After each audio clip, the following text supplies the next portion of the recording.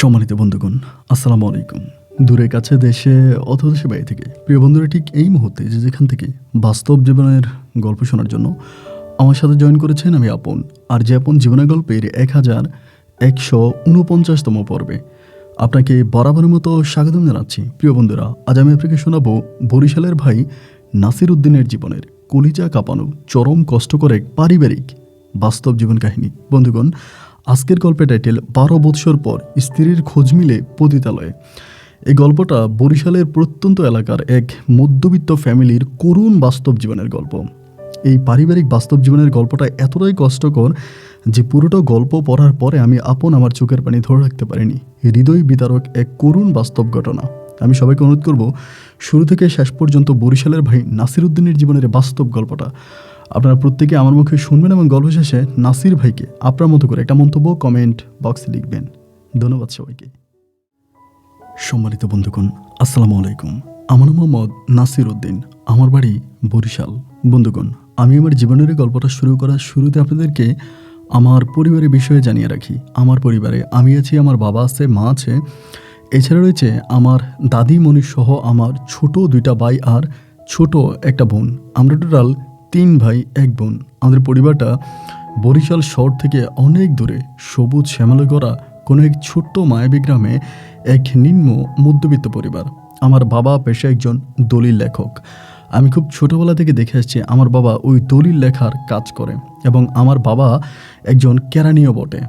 এইভাবে আমার বাবা আমাদের এলাকায় মোটামুটি অর্ধশিক্ষিত একজন লোক। ছোটোবেলা থেকে আমার দিন রাতগুলো খুব ভালোভাবেই কাটে। আমি আস্তে আস্তে করে বড় হতে শুরু হই। আমার বয়স যখন মোটামুটি প্রায় 6 থেকে 7 বছরের কাছাকাছি, সে সময় আমি অনেক কিছু বুঝতে পারি যেটা আমি একদম ছোটোবেলায় বুঝতে পারিনি। আমার 6-7 বছর বয়সে আমি জানতে পারি আসলে আমি যাকে মা করে ডাকতেছি, যিনি আমার মা, সে মূলত আমার মা না, সে হচ্ছে আমার সৎ মা। এবং আমার যে 2টা ভাই আর যে একটা বোন আছে, ওরা মূলত আমার সৎ ভাই বোন, ওরা আমার আপন ভাই বোন না। মূলত ঘটনা হচ্ছে এরকম, আমার মা নাকি, মানে যিনি আমাকে পেটে ধরেছে, আমার ওই পেটে ধরা মা নাকি দেখতে অনেক বেশি সুন্দরী ছিল, অনেক বেশি সুন্দরী ছিল। এবং আমার আব্বুর সাথে বিয়ে হয়। আমার আব্বুর কিন্তু অনেক বয়স হয়ে গেছে। অনেক বয়সে আমার আব্বু আমার ওই মাকে বিয়ে করে। আমার মায়ের বয়স তখন অনেক কম এবং দেখতে শুনতে আমার মা অনেক বেশি সুন্দরী ছিলেন। আমি যখন আমার মায়ের পেটে আসি, ঠিক তখন থেকে আমার মা আমাকে মেরে ফেলার চেষ্টা করে, কিন্তু আমার দাদি সহ আমার ওই নানা নানির কারণে আমার মা এটা করতে পারে না। এক পর্যায়ে আমি দুনিয়াতে আসি এবং আমি দুনিয়াতে আসার পরেও কোনোভাবেই আমার মা আমার বাবার সাথে অ্যাডজাস্ট হতে পারতেছিল না। আমার বাবার সাথে প্রতিনিয়ত আমার মায়ের ঝগড়া ঝাঁটি ঝামেলা মারামারি এগুলো লেগেই থাকতো। এরকমভাবে সময়গুলো কাটতে কাটতে আমার বয়স যখন প্রায় 2.5 বছর থেকে 3 বছরের কাছাকাছি, এবং ওই 2.5-3 বছরে আমার মা নাকি আমাকে রেখে চলে যায়। মায়ের স্মৃতি আমার খুব বেশি মনে নাই, আমার অনেক বেশি আম্মুর স্মৃতি মনে নেই।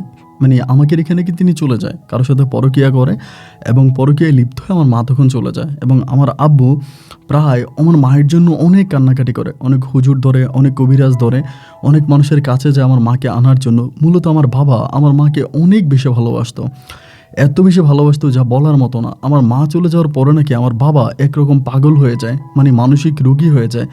আর আমার গ্রামের সব মানুষগুলো আমার মাকে খুব ঘৃণা করতো, যে সবাই বলতো যে এটা কেমন মা, এইভাবেই সন্তানটাকে রেখে এরকম চলে গেল। একরকম দুধের সন্তান ছিলাম আমি। মা চলে যাওয়ার প্রায় 6 মাস পর আমার আব্বা তখন নতুন আরেকটা মা আমার জন্য নিয়ে আসে, মানে আরেকটা বিয়ে করে। তো আমাকে দেখাশোনা করার জন্যই কিন্তু মূলত আমার আব্বা বিয়ে করে। এবং বিয়ে করার পরে প্রথম দিকে নাকি আমার ওই সৎমা আমাকে অনেক বেশি আদর ভালোবাসতো, কিন্তু আমার সৎমার ঘরে যখন 2টা পুত্র সহ একটা কন্যা সন্তান আসে, ওই মুহূর্তে আমার সৎমা আর আমাকে ঠিক আগের মতো করে ভালোবাসে না। দিনে দিনে আমার প্রতি তার ভালোবাসা ক্রমশই কমতে থাকে, আগের মতো করে যত্ন করে না এবং খুব কারণে অকারণে আমার সাথে ঝগড়া করে। আমার যেই বাবা আমার সুখের জন্য, আমার শান্তির জন্য আরেকটা বিয়ে করে, আমার বাবাও সেই সৎমায়ের কথা শুনে উঠে আর বসে এবং সৎমা যা বলে অক্ষরে অক্ষরে তা পালন করে আমার সাথে প্রতিনিয়ত ঝগড়াঝাটি আর ঝামেলা করে। এসব কিছু সহ্য করেও আমি বাড়িতে পড়েছিলাম। এরকমভাবে আমার সময়গুলো কাটতো, বিশ্বাস করেন, ছোটোবেলা থেকে। আর ওই সময়টাতে কিন্তু আমার দাদি মারা যায়। আমি যখন থেকে বলি তখন থেকে আমার দাদি নাই। তো আমার আব্বু আছে, কিন্তু আব্বু না কোনো সময় আমার কোনো কথা শুনতো না, মানে কোনো কিছু মানতো না।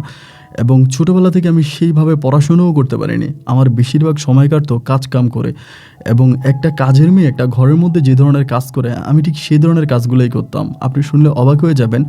আমি 7-8 বছর থেকেই না খুব ভালো রান্না করতে পারি। বাসায় যে রান্না-বান্না থেকে শুরু করে একটা ঘরোয়া যে কাজগুলো আছে, আমি সবগুলো কাজ খুব ভালো করতে পারি। কারণ ছোটোবেলা থেকে আমার সৎমা আমাকে ঘরের কাজে ব্যবহার করেছে। যার জন্য ঘরের কাজগুলো আমি খুব ভালো পারি। একটা মেয়ের মতো আমি কাজ করতে পারি। আর আমি ছোটোবেলায় কিছুটা সহজ সরল এবং বোকা টাইপের ছিলাম। দুনিয়ার পেচ-গেছ খুব বেশি বুঝতাম না। একেবারে সহজ সরল বোকা টাইপেরই ছিলাম। এভাবে আমার আম্মুর সাথে আমার সময়গুলো অতিবাহিত হচ্ছে। তো আমার যে 2টা ছোট ভাই আছে, এরা কিন্তু আবার পড়াশোনা করতো। এরা পড়াশোনা করতো এবং আমার সৎ বোন সেও পড়াশোনা করতো। তো আমি মোটামুটি তখন অনেক বড় হয়ে যাই। আমার বয়স তখন প্রায় 17, মানে 16 থেকে 17 বছরের কাছাকাছি। ওই মুহূর্তে আমি তখন মানুষের জমিতে এখানে ওইখানে বিভিন্নভাবে কাজ করি। আর আমার বাবা সে সময় কিন্তু দলিল লেখার কাজ বন্ধ করে দেয়। তার কারণ হচ্ছে আগের মতো করে আর চোখে দেখে না, এবং চোখে তো দেখেই না। এছাড়া আমার আব্বা বেশিরভাগ সময় অসুস্থ থাকে। আমার আব্বার যক্ষ্মার একটা সমস্যা থাকে, মানে হাঁপানির একটা সমস্যা থাকে। এই ধরনের বিভিন্ন রোগে আমার বাবা ভুগতেছিল, যার জন্য আমার বাবার কাজকাম সম্পূর্ণরূপেই বন্ধ হয়ে যায়। তখন পরিবারে প্রচণ্ড রকমের অভাব অনটন দেখা দেয়।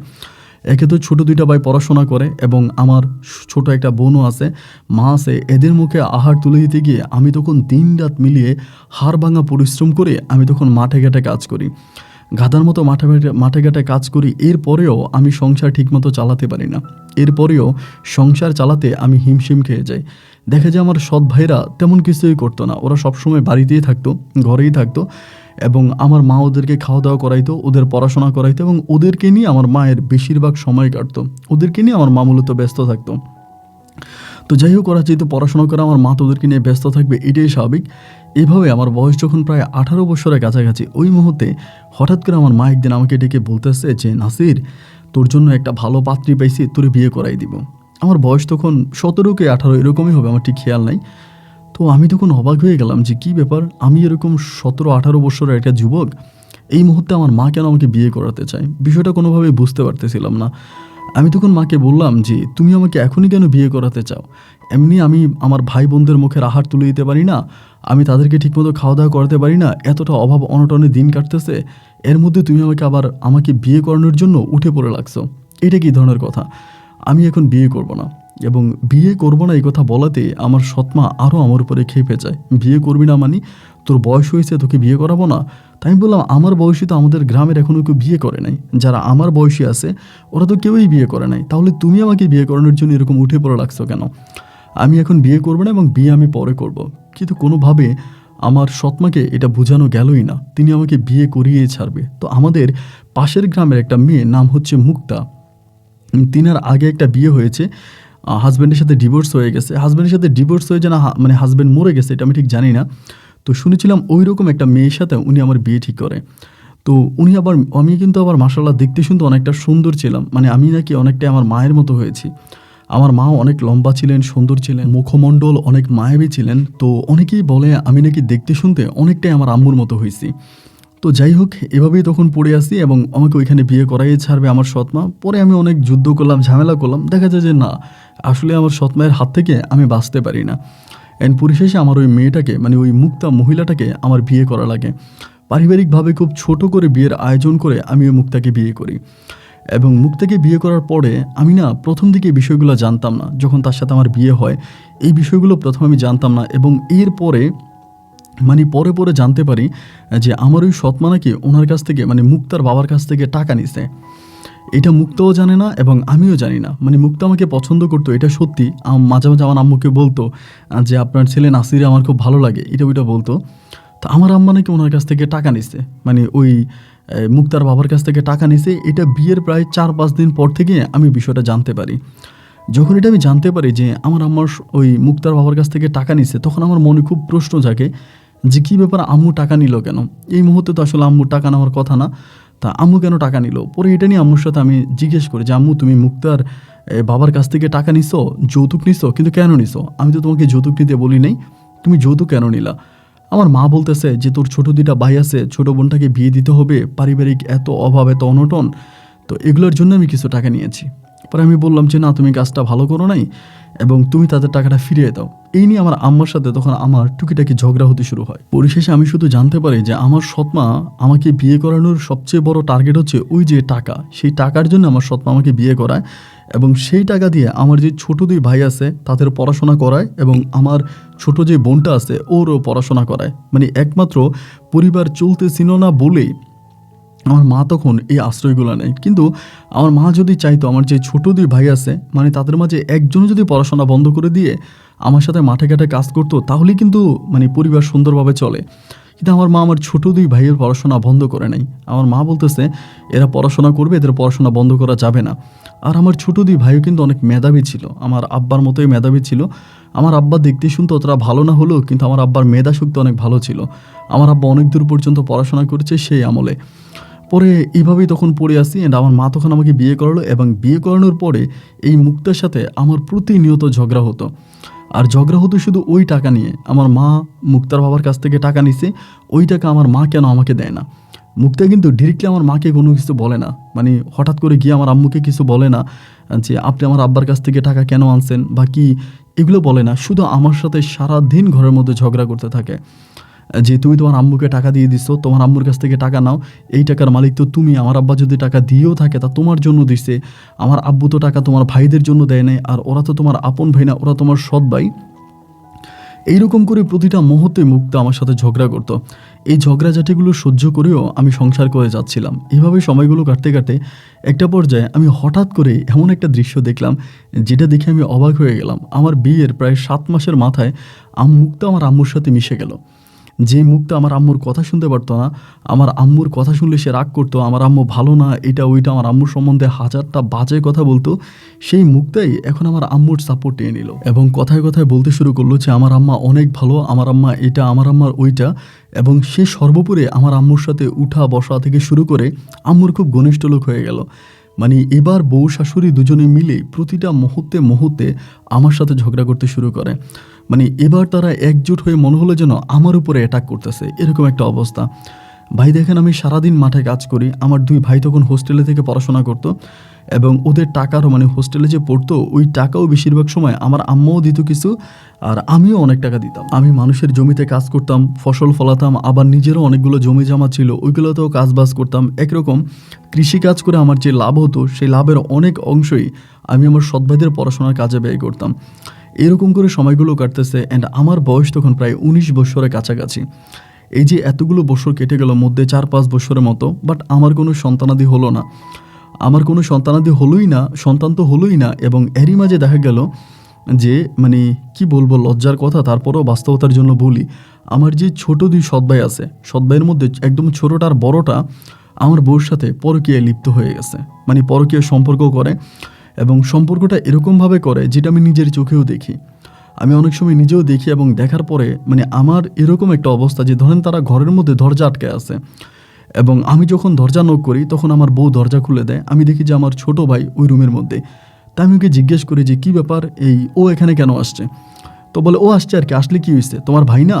তো আমি বললাম ও এখানে কেন যাবে? এবং এই বিষয়গুলো আমি যখন আমার সৎমাকে বলি, আমার সৎমাও তখন প্রতিনিয়ত আমার সাথে ঝগড়া করে যে ও আচ্ছা এখন আর তোর বউ ভালো লাগে না, বউ ছেড়ে দিবি, বউ ছেড়ে দেওয়ার জন্য এরকম করতেছিস, মানে উল্টা পাল্টা আমাকে মানে অনেক কথা বলে। তো ভাই দেখেন আমি একটা মানুষের সকাল থেকে রাত অবধি পর্যন্ত মাঠে কাজ করি এবং মাঠের কাজ শেষ করে মাগরিবের পরে বাড়ি এসে বাড়ির কাজ করি।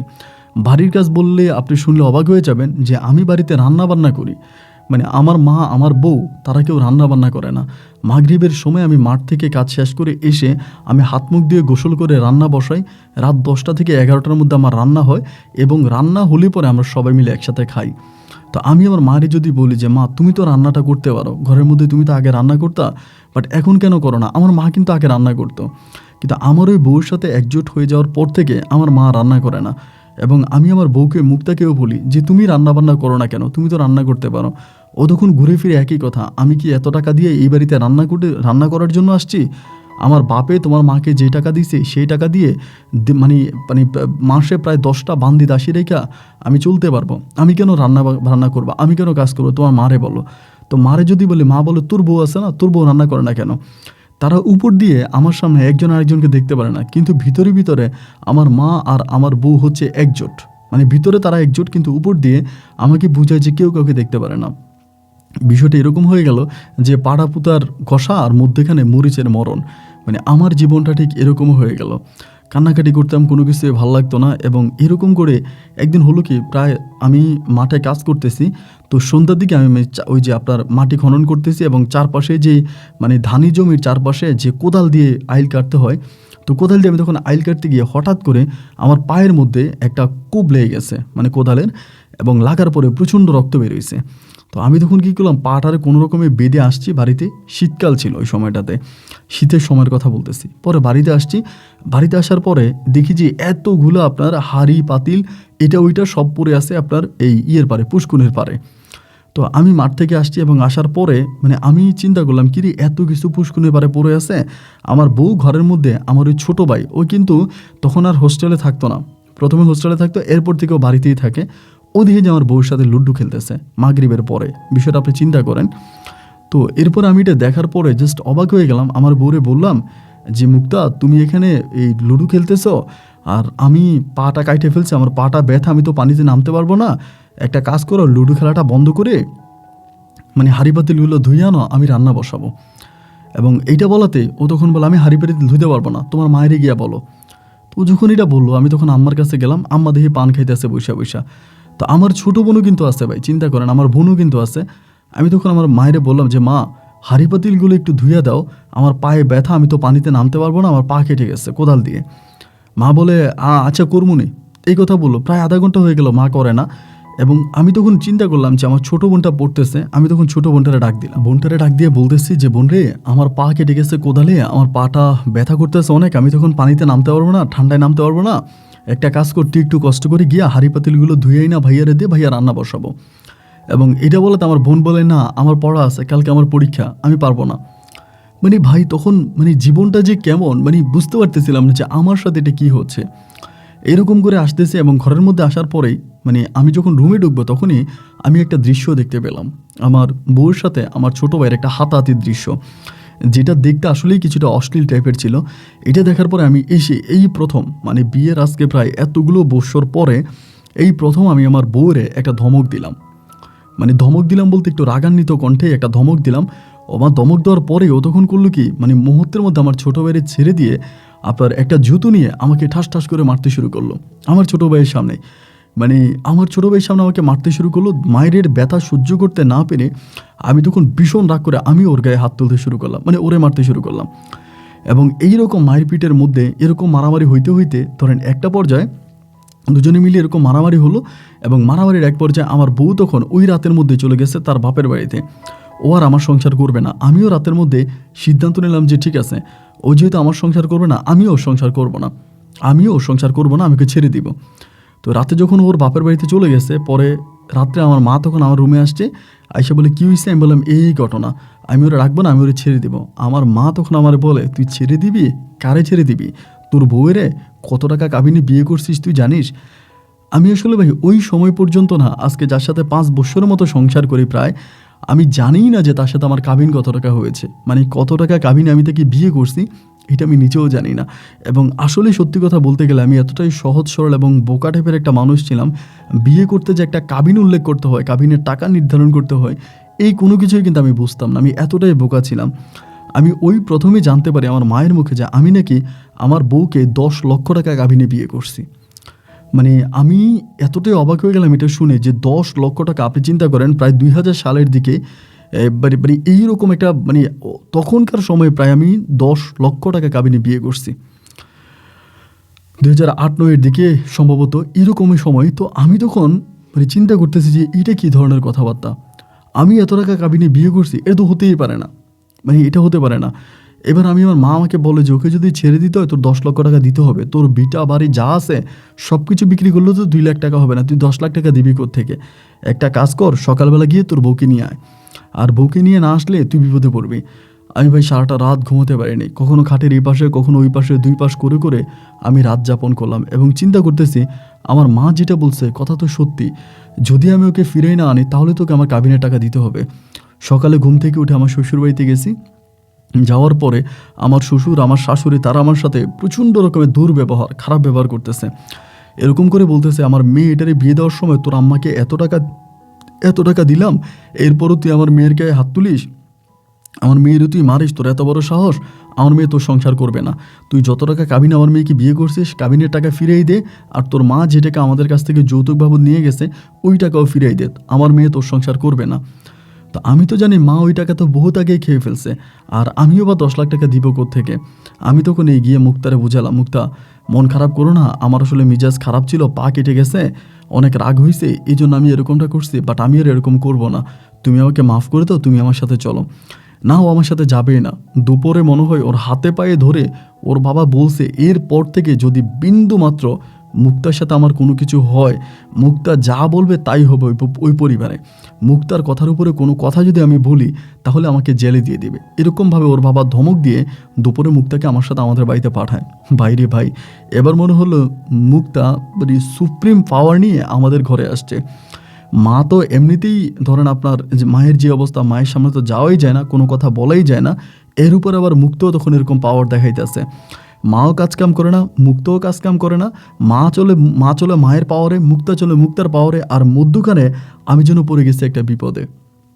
না পারি মায়েরে বুঝাইতে, না পারি বউরে বুঝাইতে। এরকম করতে করতে একদিন দুপুরবেলা আমি কাজ করতে করতে অনেক হাঁপায়ে গেছি। মানে বিশ্বাস করেন, আমি দুপুরে কাজ করতে আসতাম না, আমি পান্তা ভাত আর আলুর ভর্তা সাথে করে নিয়ে আসতাম। তা দুপুরবেলা আমি একটা আম গাছের নিচে বসে খাবারগুলো খেয়ে আম গাছের নিচে বসে বসে কান্না করতেছি, ভাল লাগতেছে না। এবং এমন সময় আম গাছের পিছনের দিকে একটা বিলের মতো আছে আর কি, মানে একটা জঙ্গলের মতো আছে, ওইখানে কে জানি একটা শব্দ পাইলাম। শব্দ পাওয়ার পর আমি পিছনের দিকে তাকাই দেখি যে একটা মেয়ে, ওই মেয়েটার নাম হচ্ছে নিশি। এই মেয়েটা হচ্ছে তার নানু বাড়িতে থাকে, আমাদের এলাকারই। ওর নানু বাড়িতে থাকে, ওর আবার মা বাবা নাই কেউ, নানা নানির কাছে বড় হয়েছে ওইখানে। তা ওরে দেখলাম যে ও একটা ছাগল নিয়ে কি জানি খাওয়াচ্ছে, যে ছাগল নাড়াচাড়া করতেছে না, এই জন্য মসমস করে শব্দ হচ্ছে। পরে আমি বললাম এখানে কে? বলে আমি। বলে দেখলাম নিশি এখানে কি করো? বলে আমার ছাগলটা ঘাস খাওয়াইতে আসি। হ্যাঁ, বললাম তো বনের ভিতরে ঘাস খাওয়া? বলে হ্যাঁ, এখানে অনেক ঘাস আছে। তো ও তখন ঘাস খাওয়াইতেছে, আমি আর কিছু বললাম না, ওখানে বসে বসে কান্না করতেছে, কান্না চলে আসছে। এবং কান্না করতে করতে একটা পর্যায়ে আমি আমার ওই হুপিয়ে কান্না করতে শুরু করি, কান্না ধরে রাখতে পারি নাই। তো একটা পর্যায়ে নিশি তখন ওইখান থেকে আসছে। নিশির বয়সও খুব বেশি না, আপনার এরকমই হবে, 15-16 বছর হবে এরকম। তো ও তখন আমার কান্নার শব্দটা শুনতে পেয়ে ওখান থেকে আসছে, এসে আমাকে বলতেছে, নাসির ভাই কান্দেন কেন? আমি বললাম না, ভাল লাগে না, এমনিই কান্না করি। পরে বলে, জানেন আপনার বিষয় নিয়ে না আমার মামিরা অনেক সময় আলোচনা করে, তো আপনার নাকি আপনার বউ, আপনার মা সবাই অনেক টর্চার করে, অনেক অত্যাচার করে। এরকম করতে করতে ও তখন আমাকে বলে, ভাত খাইছেন? আমি বললাম খাইছি। তা কি দিয়া? আমি বললাম আলুর ভর্তা আর তোমার দিয়ে পান্তা ভাত দিয়ে। পরে আমারে বলে, আল্লাহ, আপনি সবসময় আলুর ভর্তা আর পান্তা ভাত খান না, এর আগেও শুনছি, তা আপনি এরকম কেন? আপনি একটু ভালো মন্দ খাইতে পারেন না? আমি বললাম আমাকে ভালো মন্দ কেই খাইতে দিবে বলো, আমার ঘরের মধ্যে এরকম বিপদ। এরপরে দেখা যায় ওই দিন তার সাথে অনেকক্ষণ ধরে কথাবার্তা বললাম, সে চলে গেল। এবং পরের দিন দুপুরবেলা আমি ওই জমিতেই কাজ করতেছিলাম। আমি যখন খাওয়ার জন্য আপনার আম বাগানের নিচে গিয়ে বসলাম, এমন সময় দেখলাম ও একটা বাটি করে অনেকগুলো তরকারি নিয়ে আসছে, কফি তরকারি নিয়ে আসছে, রুই মাছ দিয়ে রান্না করা 2 পিস মাছ সহ কফি তরকারিটা নিয়ে আসছে আমি খাওয়ার জন্য। এবং আমি দেখি খুব অবাক হয়ে গেলাম। আমি ওরা বললাম যে এসবের কী দরকার ছিল, আমার তো ওই পান্তা ভাত আর ডালই যথেষ্ট। তো আমাকে বলে যে না, আমি আপনার জন্য নিয়ে আসছি, আপনি সবসময় পান্তা ভাত দিয়ে আলুর ভর্তা দিয়ে ভাত খান, এটা আমার ভালো লাগে না, তো আমি নিয়ে আসছি। তো ও যখন দিল আমি তখন খাবারটা খাইলাম, আমার ভালোই লাগলো। এবং এরপর থেকেই দেখা গেল এই মেয়েটা, নিশি নামের ওই মেয়েটা, আমি তো বেশিরভাগই মাঠে কাজ করি, তো অনেক সময় করে কি আপনার ওই দুপুরে অনেক ধরনের আপনার ভর্তা বানানো হয়, আপনার ওই যে কাঁচা পেঁপে দিয়ে বা হচ্ছে আপনার এটা ওইটা দিয়ে বিভিন্ন ধরনের ভর্তা বানায়। তো রোদের মধ্যে কাজ করি তো পুরোটা গলা শুকিয়ে যায়, একটু টক পেলে ভালো লাগে, এরকম তেঁতুল দিয়ে আপনার এই কাঁচা পেঁপে দিয়ে এটা দিয়ে ওইটা দিয়ে অনেক সময় ভর্তা আমার জন্য নিয়ে আসে এবং আমাকে খেতে দেয়। এমন করতে করতে এই মেয়েটার সাথে আমার মোটামুটি একটা ভালো সম্পর্ক হয়ে গেল।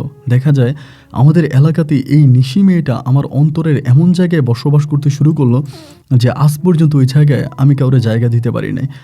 আমার পারিবারিক সমস্ত দুঃখ সুখের কথাগুলো আমি তখন তার সাথে শেয়ার করতাম, এবং এরকম শেয়ার করতে করতে একটা পর্যায়ে সে আমাকে অনেকটা আপন করে নিল, অনেকটা ভালো সম্পর্ক আমার সাথে তৈরি করলো, এবং আমিও তার সাথে একটা ভালো সম্পর্ক তৈরি করতাম। এইভাবে প্রায় আমাদের জীবন থেকে আরও 1 বৎসরের মতো কেটে যায়। তো এই ১ বছরে কিন্তু আমি নিশির সাথে অনেক নিশির অনেক গভীরে ঢুকে গেছি এবং ও আমার সাথে অনেকটা আপন হয়ে গেছে। আমার সাথে অনেকটা আপন হয়ে গেছে। আমি ওর কথাবার্তা শুনি, ও আমার কথাবার্তা শুনি। ইচ্ছায় বা অনিচ্ছায় হোক আমরা দুজনেই এক ধরনের একটা সম্পর্কের মাঝে জড়িয়ে পড়ি। যেই সম্পর্কের সত্যিকারের নাম ভালোবাসা দেওয়া চলে। ও আমাকে অনেকটা বুঝে, আমিও বুঝি। আমরা দুজনেই তখন একটা প্রেম ভালোবাসার সম্পর্কে জড়িয়ে পড়ি। তো আমার এই ভালোবাসাটা এতটাই গভীর ছিল দেখেন, ঘরের মধ্যে কিন্তু আমার বউ ছিল। যদিও মুক্তা ছিল, মুক্তার ঘরে কোনো সন্তানাদি হতো না। আমি যখনই ঘরে যাইতাম তখনই মনে হতো যেন আমি এক পৃথিবীর টেনশন, ডিপ্রেশন নিয়ে ঘরের মধ্যে আমার সময়গুলো কাটে। আর যখনই ঘরের বাইরে আসতাম, মাঠে ঘাটে কাজ করতাম, ওই সময়টাতে সারাক্ষণ ধরেই নিশি আমার সাথে থাকে।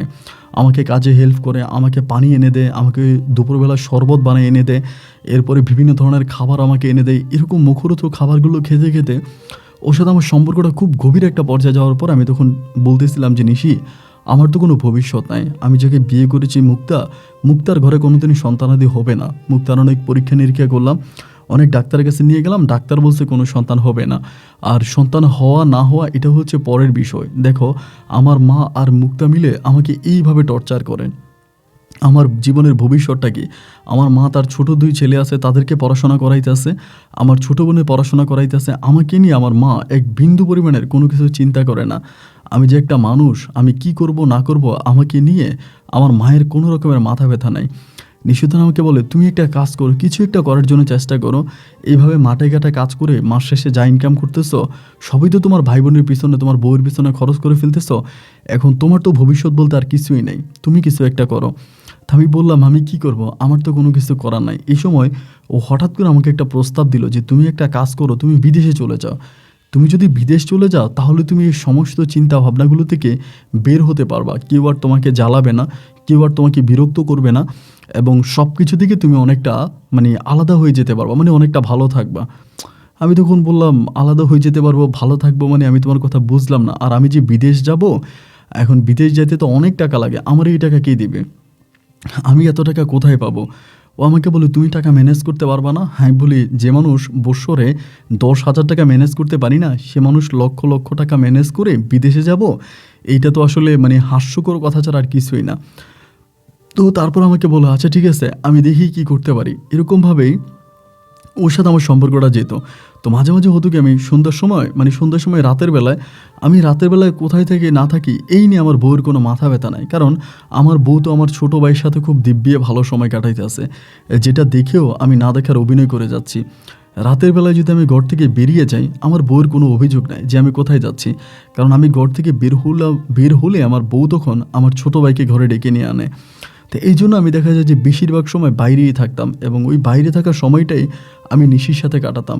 রাতের পর রাত আমি নিশির সাথে গল্প করে কাটিয়ে দিতাম। আমাদের ওই গ্রামটা অনেক বেশি সুন্দর ছিল, সবুজ শ্যামলে ঘেরা, এত মায়াবী একটা গ্রাম ছিল যে আমাদের ওই গ্রামে আসলেই না যে কোনো মানুষ গ্রামের প্রেমে পড়ে যাবে। মনে হয় ছবির মতো দেখতে সুন্দর আমাদের ওই গ্রামটা ছিল। সেই গ্রামের মেঠো পথ ধরে আমি দিনের পর দিন আর রাতের পর রাত নিশির সাথে এক মিষ্টি মধুর প্রেমের সম্পর্ক তৈরি করে, সেই সম্পর্কের সূত্র ধরে নিশি একদিন আমাকে এইরকম একটা কথা বলে, যেটা শোনার পর আমি অবাক হয়ে যাই। নিশি আমাকে বলে, আমি তোমাকে বিদেশে পাঠাবো এবং তোমাকে বিদেশে পাঠানোর সমস্ত টাকা আমি ম্যানেজ করব। আমি তখন বললাম, কিভাবে? তুমি টাকা কিভাবে ম্যানেজ করবা? ও আমাকে বলে, আমি জানি এই কাজটা করা আমার ঠিক হবে না, এটা আমার অনেক অন্যায় হবে, তারপরও আমি করব। আমি বললাম, কিভাবে? ও বলে, জানো, আমার দাদি আমার নানি মারা যাওয়ার সময় আমার কিছু জিনিস দিয়ে গেছিলো। আমি বললাম, কিছু জিনিস কি? বলে, কিছু গয়নাগাটি দিয়ে গেছিল। আমার দাদি বলছিল, আমার নানি বলছিল যে এই গয়নাগাটিগুলো আমি যাতে আমার মামা মামি কারোকে না দেখাই এবং কারোর সাথে আমি যাতে এই বিষয় নিয়ে কথা না বলি। তো আমারে বলছিল যে এই গয়নাগাটিগুলো আমাকে দিছে, এগুলো বিক্রি করে আমি তোমার টাকা দিব, তুমি বিদেশে যাবা। আমি বললাম, এগুলো তোমাকে দিয়ে গেছে সম্ভবত তোমার বিয়ের জন্য, তা এই গয়না তুমি আমাকে দিয়ে দিবা? ও বলে, হ্যাঁ, এই গয়নাগাটিগুলো আমি তোমাকে দিয়ে দিব এবং এগুলো বিক্রি করে তুমি বিদেশে যাবা। তা আমি বললাম যে, আচ্ছা ঠিক আছে, তাইলে দেখবো কীরকম গয়না, একদিন নিয়ে আইসো। এই কথা বলার পর ও তখন একদিন কী করলো, গয়নাগুলো নিয়ে আসলো। গয়নাগুলো দেখলাম যে এখানে অত দামি কোনো অত বেশি কোনো গয়না নাই, এবং অল্প কিছু গয়না, একটা কানের দুল বা আপনার একটা স্বর্ণের চেন, এরকম যেগুলো হয়তো খুব বড় জোরে বিক্রি করলে ১-১.৫ লক্ষ টাকা বিক্রি করা যাবে, খুব বেশি হলে আর কি। তো বিদেশের নাম নিলেও তো ৪-৫ লাখ টাকা লাগে, এর নিচে তো আর বিদেশে যাওয়া যায় না। এরপরেও আমাকে বললো যে গয়নাঘাটিগুলোর দাম কীরকম আসে, তুমি একটু যাচাই বাছাই করে আমারে জানাইও। পরে গয়নাগুলো আমি দোকানে নিয়ে গেলাম, এবং দোকানে নিয়ে যাওয়ার পরে ওই দোকানদার মাইপা দেখলো যে ওখানে 1,35,000 টাকার গয়না আছে। তো 1,35,000 টাকা দিয়ে তো আসলে বিদেশ যাওয়া যাবে না। পরে আমি বললাম যে এখানে 1,35,000 টাকার গয়না আছে। ও আমাকে বললে বাকি টাকা তুমি ম্যানেজ করো। আমি বললাম দেখো আমার পক্ষে 5,000 টাকাও ম্যানেজ করা সম্ভব না, আমি কোত্থেকে টাকা ম্যানেজ করব। ও আমাকে বলে তাহলে তুমি একটা কাজ করো, এই টাকাগুলোর মধ্যে কিছু গয়না বিক্রি করে তুমি আগে পাসপোর্ট বানাও, পরেরটা পরে। ওর সাপোর্টে আমি তখন প্রথমে ওই থেকে কিছু গয়না বিক্রি করি এবং বিক্রি করে আমি একটা পাসপোর্ট বানাই। যখন আমার পাসপোর্ট হয়ে যায় এবং পাসপোর্ট হয়ে যাওয়ার পরে আমি তখন চিন্তা করলাম যে কী করা যায়, এবং ওই পাসপোর্টে আমি তখন আমাদের এলাকার এক লোক আছে, উনি বিদেশে লোক নিয়ে যায়, ওনার সাথে আমি গোপনে গোপনে কথা বলি যে কম টাকার ভিতরে কোন দেশে যাওয়া যায়। উনি তখন আমাকে একটা প্রস্তাব করলো যে কম টাকার ভিতরে শুধুমাত্র আরবের একটা দেশ আছে, নাম হচ্ছে ওমান, ওই ওমানে আমি খুব কম টাকার মধ্যে যেতে পারবো, অনেক কম টাকার মধ্যে ওমান যাওয়া যায়। আমি তখন বললাম যে তাহলে আমি ওমানে যেতে চাই, যদি কম টাকায় ওমানে যাওয়া যায় তাহলে আমি ওমানে যাব। পরে আমাকে বললো যে ঠিক আছে, তাহলে তুমি পাসপোর্ট দেবো এবং পাসপোর্টের সাথে 50,000 টাকা দিতে হবে, আর ভিসা লাগার পরে বাকি টাকা। তা আমি ওনারে বললাম যে ঠিক আছে, আমি পাসপোর্টের সাথে আপনাকে 50,000 টাকাও দিব, আপনি সব কিছু করেন, কিন্তু আপনার কাছে আমার একটা বিনীত অনুরোধ যে আপনি কখনোই এই বিষয়টা আমার পরিবারের, আমার মা ভাই বোন যারাই আছে, আপনি কাউকে বিষয়টা জানাতে পারবেন না, এবং গ্রামের কাউকে না। উনি বলে না, আমার প্রয়োজন নাই, তুমি যদি কাউকে না জানাও তাহলে আমি কেন কাউকে জানাতে যাব, এটা তো আমার ব্যবসা, যত গোপনে করা যায় ততই ভালো। আমি বললাম ঠিক আছে, তাহলে আপনি আমাকে বাইরে পাঠানোর সমস্ত ব্যবস্থাগুলো করেন। আমি তখন এই নিশির আরও কিছু গয়না বিক্রি করে 50,000 টাকা ম্যানেজ করে আমি তখন ওই টাকাটা ওনার কাছে দিই পাসপোর্ট সহ। আলহামদুলিল্লাহ কয়েক মাসের ভিতরে আমি তখন সুসংবাদ পাই যে আমার ভিসা লেগে গেছে এবং আমার ভিসা বাংলাদেশে চলেও আসছে। এক লোকের মাধ্যমে ভিসার কপিটা পাঠিয়ে দেয় আমাদের বরিশালেরই, ওই লোকের কাছ থেকে আমি তখন ভিসার কপিটা হাতে নিই এবং ভিসার কপি হাতে নেওয়ার পরে আমি নিশিকে এক নিশি রাতে আমি ভিসার কপিটা দেখাই এবং ও ওই ভিসাটা দেখার পরে কান্না করে দেয়। ও আমাকে বলে আমি তোকে অনেক ভালোবাসি। এবং এবার হচ্ছে যে বাকি টাকা দেওয়ার বিষয়, যেহেতু ভিসা চলে আসছে এখন আমাকে বাকি টাকা ম্যানেজ করতে হবে। বাকি টাকা ম্যানেজ বলতে 3.5 লক্ষ টাকা ছিল ভিসার দাম। তো 3.5 লক্ষ টাকাটা উনি বলছে 3 লক্ষ টাকা দিলেই হবে। তো আমি ওনাকে টোটালি দিয়েছি 1 লাখ টাকা, আর এখন উনি আমার কাছে পাবে প্রায় 2 লাখ টাকার মতো। এখন এই 2 লক্ষ টাকা আমি কোত্থেকে ম্যানেজ করব? তো 2 লক্ষ টাকা ম্যানেজ করার তো কোনো উপায় নাই। তখন এমন একটা টেনশনে পড়ে গেলাম যে 2 লাখ টাকা কোথায় পাবো, কে দেবে 2 লাখ টাকা? অনেকের কাছে ঋণের জন্য চাচ্ছি, ধারের জন্য চাচ্ছি, আবার মুখে মুখে কারো কাছে বলতেও পারি না। এই কথা যদি কোনোভাবে আমার বউ অথবা আমার মা জানে যে আমি বিদেশ চলে যাচ্ছি, তাহলেও তারা আমাকে আটকায় ফেলবে, তারা তো আমাকে বিদেশে যেতে দিবে না। না পারি কাউকে বলতে, না পারি টাকা ম্যানেজ করতে, এরকম একটা বিপদে পড়ার পরে একদিন হঠাৎ করে ওই নিশি আমাকে আরেকটা প্রস্তাব করে। ও আমাকে বলে আমি আমার বড় মামির সাথে ঘুমাই, আমার বড় মামির অনেকগুলো গয়নাগাটি আছে, আমি না হয় একদিন কাজ করি, একদিন রাতের বেলায় ওই বড় মামির ঘর থেকে আমি গয়নাগুলো চুরি করে নিয়ে যাই। আমি বললাম বড় মামির ঘর থেকে তুমি গয়নাগাটি চুরি করে আনবা, তো এরপরে বড় মামি তোমাকে মেরে ফেলবে, এটা তুমি কি বলো, এরপরে কি হবে? ও আমাকে বলে দেখো, আমি যেদিন গয়নাগাটিগুলো চুরি করে আনবো, ওই গয়নাগাটিগুলো চুরি করে রাতের বেলা এনে আমি তোমার হাতে দিয়ে দিব, আর তুমি আমাকে একটা থাকার ব্যবস্থা করে দাও, যে আমি কোথাও গিয়ে লুকিয়ে থাকবো, নিজেকে লুকিয়ে রাখবো, এবং এরপরে পরেরটা পরে চিন্তা করা যাবে। আমি বললাম মানি? ও বলে তুমি টাকাগুলো, যখন গয়নাগুলো আমি তোমার কাছে দিব, তুমি এই গয়নাগুলো বিক্রি করবা, এবং গয়না বিক্রি করে তুমি তো বিদেশে চলে যাবা, এবং বিদেশে চলে গিয়ে তুমি আমাকে মাসে মাসে টাকা দিও, এবং আমাকে যেখানে রাখো আমি সেখানেই থাকবো। আমি বললাম এটা কীভাবে সম্ভব? ও আমাকে বলে হ্যাঁ, এটাই করতে হবে, কারণ এছাড়া আর কোনো রাস্তা আমাদের খোলা নাই। আমি বললাম আচ্ছা ঠিক আছে। পরে একদিন রাতে তার সাথে আমার কথাবার্তা ফিক্সড হলো, এবং সেদিন রাতের বেলায় ও তখন করলো কি, এই গয়নাগাটিগুলো নিয়ে ওর মামির ঘর থেকে গয়নাগাটি চুরি করে ও তখন রাতের বেলা আমার সাথে দেখা করার জন্য আসছে। তো অনেকগুলো গয়নাগাটি ওখানে ছিল, অনেক লক্ষ টাকার গয়না ছিল, প্রায় 2 লাখ টাকা না, তার চেয়েও আরও বেশি টাকার গয়না হবে। এই গয়নাগুলো আমার হাতে দিল এবং হাতে দিয়ে বলল, আমি তখন আগেই তারা রাখার একটা ব্যবস্থা করে ফেলি। আমার যে আগের মা ছিল, আমার ওই আগের মায়ের সাথেও আমার যোগাযোগ হতো, যিনি আমার জন্মদাতা মা, তিনারও যেখানে বিয়ে হয়েছে, তিনার ওখানেও পরিস্থিতি ভালো না। তিনার হাজব্যান্ড এক কথায় বলতে গেলে সিএনজি চালায়, খুবই গরিব আর কি। যার সাথে বিয়ে হয়েছিল আমার মা, যার সাথে পালাই গেছিল, ওই লোকটা যদিও একটা সময় অনেক টাকা পয়সার মালিক ছিল, কিন্তু কোনো না কোনো কারণে উনি এখন অনেক গরিব হয়ে গেছে। তো সেই দিকে আর না যাই। তো আমার ওই সৎ মায়ের সাথে আমার ওই আপন মায়ের সাথে আমার মাঝে মাঝে কথা হইতো, এবং আমি তখন করলাম কি, এই নিশিরে গোপনে গোপনে আমার ওই আপন মায়ের কাছে দিয়ে আসছি। আমার মার যেখানে বিয়ে হয়েছে ওই বাড়িতে আমি তখন নিশিরে পাঠাইতে এবং নিশিরে পাঠাই দেওয়ার পরে এই গয়নাগাটিগুলো আমি তখন ঘরে নিয়ে আসি। এরই মাঝে সকালবেলা যখন হয়ে গেল নিশিকে পাওয়া যাচ্ছে না, এবং নিশিকে না পাওয়ার পরেই তখন এরকমভাবে জানাজানি হয়ে গেল যে নিশি বাসা থেকে গয়নাগাটিগুলো নিয়ে পালাইছে। এরপরও নিশির মামারা যে মাঝে মাঝে দেখতো নিশি আমার সাথে কথা বলে এবং আমার সাথে মোটামুটি নিশির একটা ভালো সম্পর্ক, এই সম্পর্কের সূত্র ধরে তারা তখন আমাকে জিজ্ঞেস করে যে নাসির, তুমি জানো কি না যে নিশি কোথায় গেছে বা নিশির কোনো ঠিকানা তুমি জানো কি না? আমি বললাম যে না, আমার সাথে তোর কোনো যোগাযোগ নাই, এমনি মাঝে মাঝে মাঠে ঘাটে দেখা হলে কথা বলতাম, কিন্তু কোথায় চলে গেছে এটা তো আর আমি জানি না।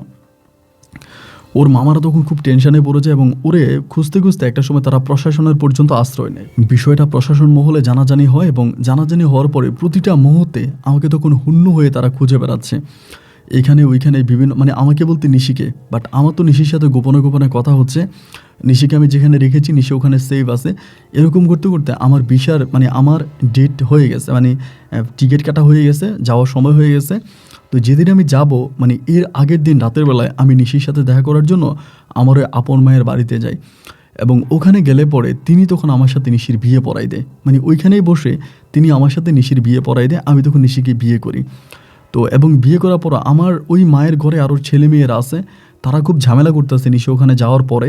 তা আমার মা ওইখানেও নিশিকে রাখাটা অনেক টাফ হয়ে যায়, অনেক কঠিন হয়ে যায়। এবং আমি তখন এই নিশির সাথে রাতে দেখা করি এবং রাতে আমার মা আমাকে বিয়ে করাই দেয়।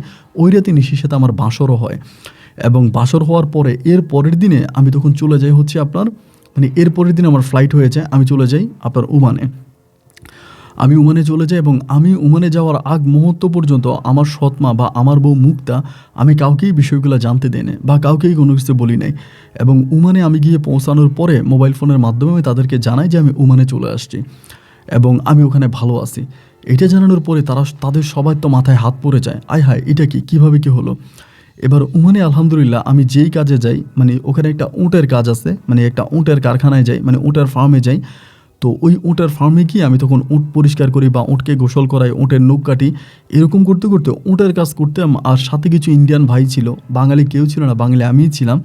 তো দেখা যায় যে ওখানে আমার বেতন অনেক ভালো, মানে সে সময় আমি প্রায় 1 লাখ টাকার মতো বেতন পাইতাম। আপনি বুঝতে পারেন যেটার বর্তমান সময়ে প্রায় 2-3 লাখ টাকা ভ্যালু হবে।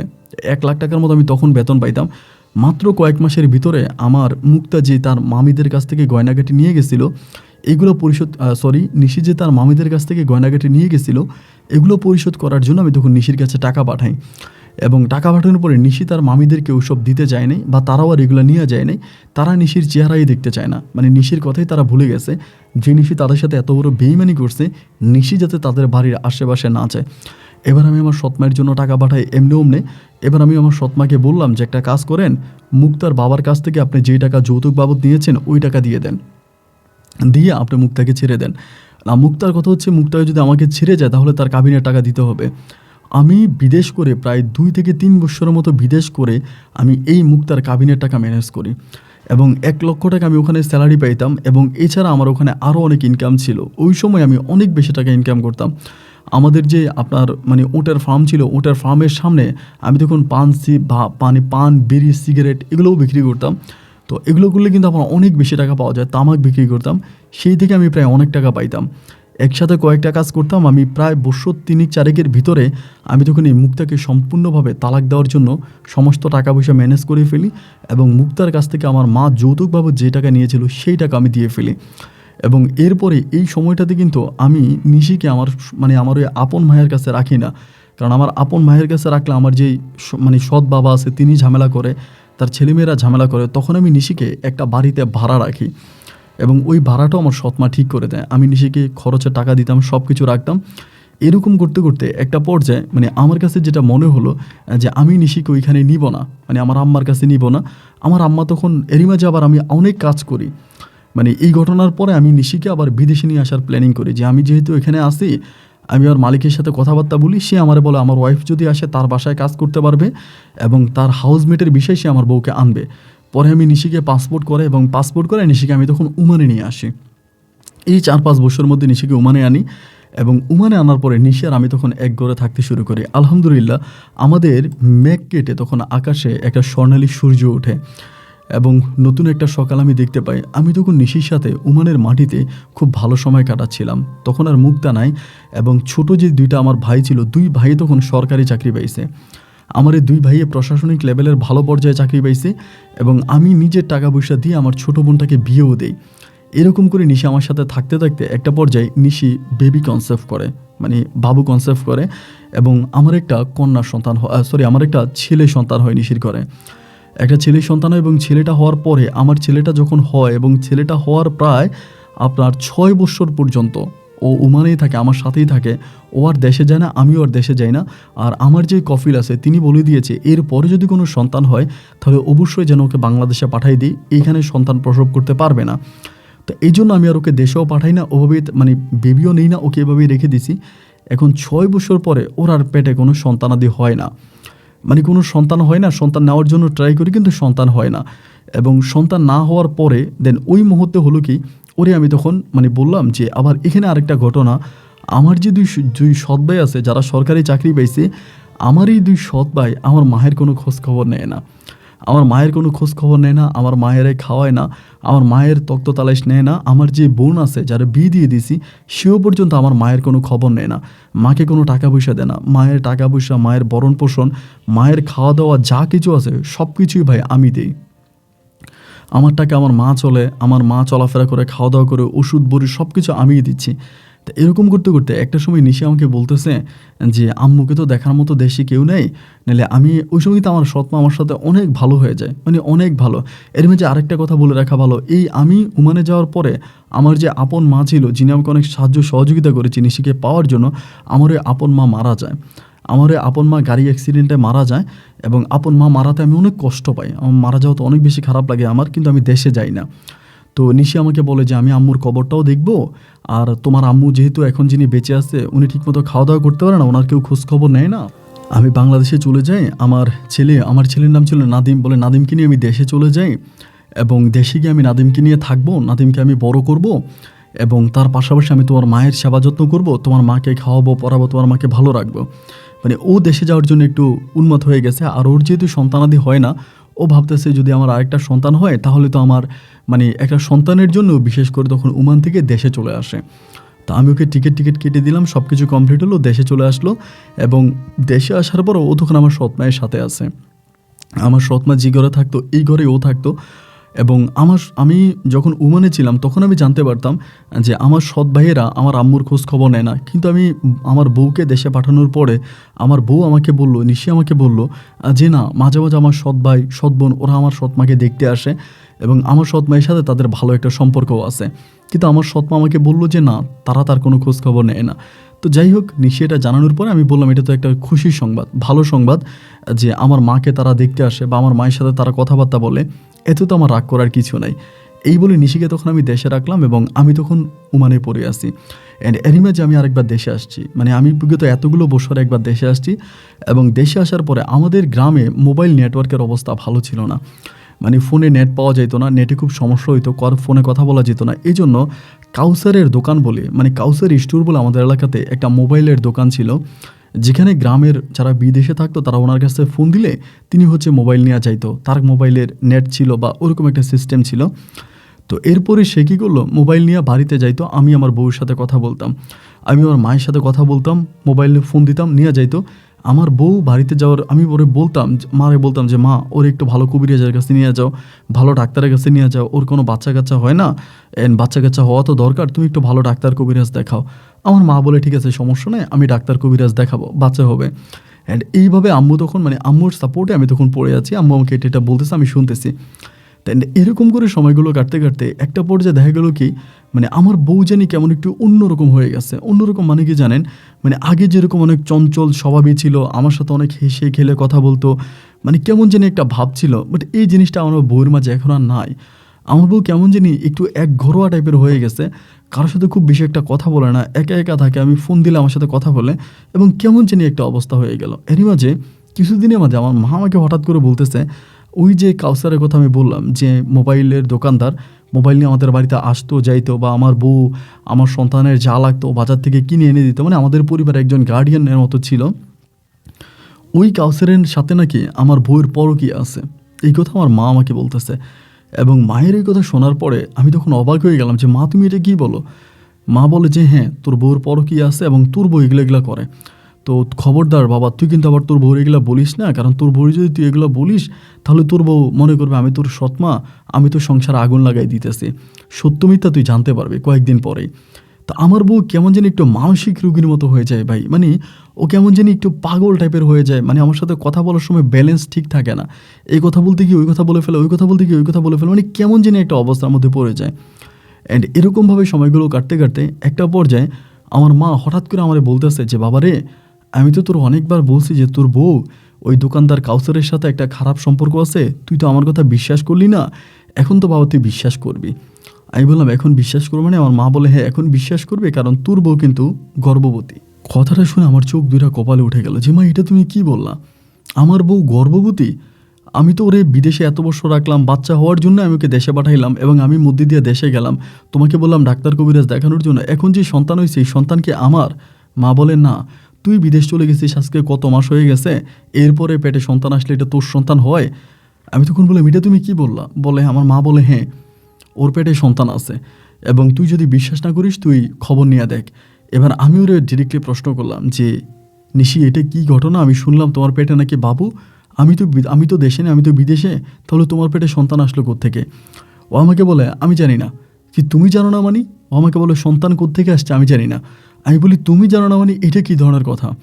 এবং এই বলে আমি তখন আমার মালিককে বললাম আমার ছুটি দেওয়ার জন্য। মালিক আমার ছুটি দেয় না। আমি 5 দিনের ছুটি অনেক কষ্ট করে ম্যানেজ করি, অনেক কষ্ট করে ম্যানেজ করে 5 দিনের ছুটি নিয়ে আমি তখন বাংলাদেশে যাই। এবং বাংলাদেশে যাওয়ার পরে ভাই আমি আমার বাড়িতে যাওয়ার পর, আমার গ্রামে যাওয়ার পরে, মানে গ্রামের মানুষের মুখে মুখে এটা রটে গেছে যে আমি বিদেশে, আমার বউ প্রেগনেন্ট, আমি বিদেশে, আমার বউয়ের পেটে বাচ্চা আছে। মানে কী যে একটা অবস্থা, মানে বিশ্রী একটা অবস্থা ভাই, এটা বলার মতো না। এবং আমি যখন ওরে প্রশ্ন করেছি পেটে বাবু কোত্থেকে আসছে, ও কিছু বলতে পারে না। আমাকে বলে কোত্থেকে আসছে আমি জানি না, কোত্থেকে আসছে আমি জানি না। তো তোমার পেটে বাচ্চা তুমি জানো না কোত্থেকে আসছে? মানে এইভাবে রাগে ক্ষোভে আমি একদিন কী করি, ওকে মেরে, মানে প্রচণ্ড রকমের মাইরা বলি তুই এ বাড়ি থেকে বেরিয়ে যাবি না, তুই আমার মরা মুখ দেখবি। তো ও এই ভালো তো এই খারাপ, এই ভালো তো এই খারাপ। আমার ছেলেরা তখন মোটামুটি হাঁটতে পারে, অনেক বড় হয়ে গেছে। তো একদিন হলো কেউ সকালবেলা বলতেছে আমার ছেলে নিয়ে চলে যাবে। আমি বললাম তুই আমার ছেলে নিয়ে যাইতে পারবি না, তোর যদি যেতে হয় তাহলে তুই একাই বাড়ি থেকে বেরিয়ে যাবি, তুই আমার ছেলে নিতে পারবি না। এবং একদিন সকালবেলা আমাকে মাইরা আমার বাড়ি থেকে বের করে দিই, মানে আমার বউ নিশিকে। এবং বের করে দিলে পরে যেহেতু আমার 5 দিনের ছুটি ছিল, আমি সাথে সাথে আবারও ওমানে চলে আসি। এবং ওমানে চলে আসার 1 সপ্তাহ পরে হঠাৎ করে আমার মায়ের মুখে জানতে পারি আমার ছেলেকে নাকি পাওয়া যাচ্ছে না, মানে আমার ছেলে নাদিমকে পাওয়া যাচ্ছে না। আমি বললাম যে কী বলো, নাদিমকে পাওয়া যাচ্ছে না? তো গ্রামের অনেকেই নাকি আমার আম্মার কাছে এসে বলছে ওই দিন নাকি নিশি আসছে, এবং অনেকেই নাকি দেখছে যে নিশির সাথে নাদিমে নাকি কথা বলছে, এবং অনেকেই বলে যে নিশি নাদিমকে নিয়ে গেছে। এখন নিশি নাদিমকে নিয়ে তাহলে কোথায় চলে গেল? এমনিতেই তো নিশির পেটে একটা বাচ্চা ছিল, একটা বাবু তো নিশির পেটে আছেই, এর উপরে আবার নিশি হচ্ছে গিয়ে আপনার কাউসারের সাথে খারাপ সম্পর্ক ছিল। কাউসারও তো গ্রামে আছে, কাউসার তো গ্রামের বাইরে যায় নাই, তাহলে নিশি কোথায় চলে গেল, কার কাছে গেল, কোন ঠিকানায় গেল? আমি তখন এটা বুঝতে পারতেছি না। এবং বুঝতে না পেরে আমার মায়ের বারবার বলি যে মা তুমি যেমনে পারো আমার ছেলে নাদিমরে খুঁজে বের করো, আমার ছেলের আমার লাগবে, যে আমার ছেলে কোথায় গেছে, আমার ছেলে কোথায় যাবে, আমার ছেলের তুমি বের করো। আমার আম্মা তখন এই ইনকোয়ারি শুরু করে। আমার 2 ভাই আছে, তারাও প্রশাসনিক লেভেলে কাজ করে, মানে ওদেরকে দিয়ে, আমার বোনকে দিয়ে গ্রামের গণ্যমান্য চেয়ারম্যান মেম্বার সহ অনেক লোকজন ধরছে, কিন্তু কোনোভাবেই নিশির আর কোনো সন্ধান খুঁজে পাওয়া গেল না। ও কোথায় গেল, কোন জায়গায় গেল, তার কোনো সঠিক ঠিকানা কেউই বলতে পারে না, না আমার মা, না আমার ভাই, না এলাকার কোনো লোকজন। এবং একটা পর্যায়ে আমি আর বিদেশে থাকতে পারি না, 2 বছর কেটে গেল, আমার বউ সন্তানের কোনো খবর নাই। আমি তখন পুনরায় আবারও দেশে আসলাম, এবং দেশে এসে সর্বপ্রথম ওই যে দোকানদার কাউসারের সাথে আমি ঝামেলায় জড়ালাম, ওর সাথে আমি গ্যাঞ্জাম করলাম যে আমার সন্তান, আমার বউ কোথায় গেছে তুই জানিস, কিন্তু ও আসলেই জানে না যে আমার সন্তান আর বউ কোথায় গেছে। তখন আমি পাগলের মতো হয়ে গেলাম আমার বউ আর সন্তানকে খোঁজার জন্য। আমি বড় বড় হুজুরদের কাছে যাই, তান্ত্রিকদের কাছে যাই, কবিরাজদের কাছে যাই। আমার বউ যেমন তেমন, নিশি চলে গেছে ও যাক, যেহেতু চরিত্রহীনা ওরে আমার প্রয়োজন নাই, কিন্তু আমার সন্তান আমার লাগবে, আমার নাদিম আমার লাগবে, কারণ নাদিম তো আমার ভবিষ্যৎ, আমার ছেলেকে তো আমার লাগবেই। আমি তখন আমার ছেলেকে খোঁজার জন্য মরিয়া হয়ে উঠি, কোথায় পাবো, কোন জায়গায় পাবো? কোথাও আমি আমার সন্তানকে আর খুঁজে পেলাম না। এবং অনেকগুলো মাস ধরে আমি দেশে থাকলাম। দেশে থাকার পরে পুনরায় আবারও ব্যর্থ হয়ে, আধা পাগল হয়ে আমি তখন দেশ থেকে আবারও ওমানে আসলাম। এইবার ওমানে আসার পর থেকে আমার কোনো কিছুই ভালো লাগে না। আমার সৎমা আমাকে যা বলে আমি তাই শুনি, সৎমা যেটা বলে এটাই শুনি, এবং মাসে মাসে আমি আমার সৎমার জন্য টাকা পয়সা পাঠাই, সৎমাকে খরচ দেই। এরকম করে আমি জায়গা সম্পত্তি কিছু জায়গা সম্পত্তি কিনি এবং আমি আমার দেশে যাই, এবং আমি কিন্তু ছুটিতে দেশে যাই। গেলে পরে আমার সৎমা আমাকে নিয়ে, আমার ছোটো ভাই ছিল, সেও সরকারি চাকরি করতো, ওকালতি করতো, ওই তখন আমারে নিয়ে আমি জায়গাটাকে অনেকগুলো জায়গা আমি কিনি, কারণ আমার স্যালারি অনেক ভালো ছিল। অনেক জায়গা সম্পত্তি কিনে আমি তখন এগুলো আমার নামেই কিনি, আমার মা আমার নামেই কিনে দেয়। মা তখন আমাকে প্রেশার দেয় একটা বিয়ে করে ফেল, এভাবে চলতে গেলে তুই পাগল হয়ে যাবি, তুই মানসিকভাবে এগুলো নিতে পারবি না, একটা বিয়ে শাদী কর। আমি বললাম যে না মা, আমাকে দিয়ে আর বিয়ে হবে না, আমি আর বিয়ে করবো না। না, মা বলতেছে তুই বিয়ে কর, তোর বিয়ে করাই লাগবে, এবং এভাবে হতে পারে না, তুই বিয়ে শাদী কর। আমি বললাম আমি বিয়ে শাদী করবো না। আমি আমি পুনরায় বাংলাদেশ থেকে ওমানে চলে আসি। এইভাবে আরও প্রায় 4-5 বছরের মতো ওমান থাকে একটানা। তো যারা আমার সাথে এখানে কাজ করতো, অনেক বাঙালি ভাইদের সাথে আমার ভালো সম্পর্ক আছে, ওরা অনেকেই আমারে বলতো যে নাসির ভাই আপনি দেশে চলে যান, আপনি একটা বিয়ে করে সংসার করেন। কিন্তু ভাই এরপরে আবার নতুন করে কাউরে বিয়ে করা, তার সাথে সংসার করা, তার সাথে থাকা, আমার মনে হয় এটা ভাই আমার এক জীবন আর হবে না, আমি এটা পারবো না। যার জন্য আমি আর দেশে গেলাম না, আমি বিদেশের মাটিতেই পড়ে আছি। টাকা পয়সা ইনকাম করতেছি, খাইতেছি, মায়ের জন্য পাঠাইতেছি, ভাইদের জন্য পাঠাইতেছি, ভাই বাতিজা আছে ওদের জন্য পাঠাইতেছি। এমন করতে করতে রাস্তার পাশে একটা জমি, মানে আমার রাস্তার পাশে একটা জমি আছে, এই জমিটা আমি ওই সময়ে প্রায় 22 লাখ টাকা দিয়ে কিনছি, মানে অনেক দামি, অনেক টাকা দিয়ে কিনছি। তো হঠাৎ করে আমি শুনতে পেলাম আমার ওই জমিটা নাকি আমার ছোটো ভাই বিক্রি করে দিয়া বরিশাল শহরে ও বাড়ি বানাইতেছে।